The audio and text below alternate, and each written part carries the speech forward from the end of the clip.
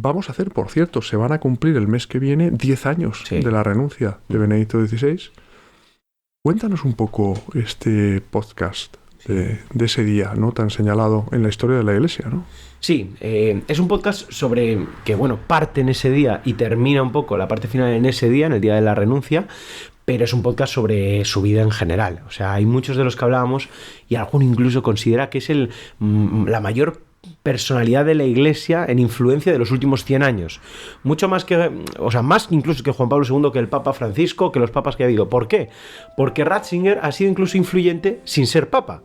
Y Juan Pablo II no podría haber viajado por el mundo si no hubiese tenido la casa bien cubierta, ¿no?, y bien guardada, como era Ratzinger en su etapa como cardenal, como prefecto para la Congregación de la Doctrina de la Fe.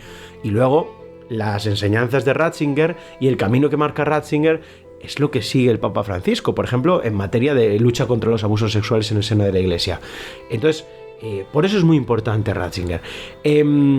Después, el principio, el capítulo 1, por ejemplo. Empezamos por su vida. El capítulo 1 tenemos en exclusiva una entrevista con Giovanna Chirri. Giovanna Chirri es la periodista de la agencia ANSA, la agencia pública italiana, que se da cuenta de que está renunciando ese día. Porque él, si os recordáis, lo cuenta en latín, en un consistorio que iba a pasar desapercibido, que solo había 5 periodistas en la sala estampa cubriendo eso, y algunos se fue, cuenta ella, algunos se fue a mitad a coger un café y tal, y el Papa renuncia. Ella se da cuenta de que el Papa tiene un papel en las manos, y cuando dice 2 palabras clave, que es ingravescentem aetatem, que era lo que se utilizaba para la renuncia o la jubilación de los cardenales y de los obispos, esas 2 palabras.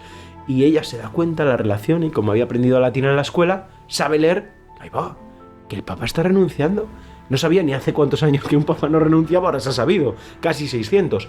Dice, ahí va, que esto es muy gordo. Y lanza un flash, que es el flash de el Papa renuncia, se va el 28 de febrero, y ese flash da la vuelta al mundo. Giovanna Chirri nos cuenta, empieza el podcast así, nos cuenta sus sensaciones, cómo fue ese día, cómo lo vivió, que acabó llorando. No quiero desvelar mucho más porque quiero que la gente lo escuche. Pero hubo mucha gente también que no dio crédito al principio, sí, claro, a la decisión, y que se tuvo que repetir e insistir, ¿no?, que era verdad.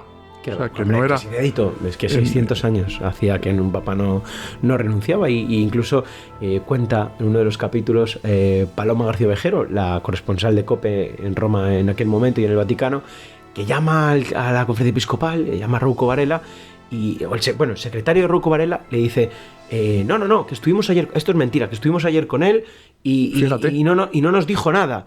Claro. Pero luego, al cabo de unos minutos, se confirma y dicen, ahí va, es que no nos haya dicho nada no significa que no sea verdad, ¿no? Y a él le pilla por sorpresa, porque prácticamente es una decisión que comunica antes a muy poca gente y que toma él prácticamente solo con Dios en oración. O sea, y el primer capítulo responde a eso. ¿Qué personalidad, qué hombre es capaz de cargar sobre sus hombros el peso de la historia y tomar una decisión prácticamente en diálogo con Dios? Se necesita una fe enorme, como la que tenía Benedicto XVI, ¿no?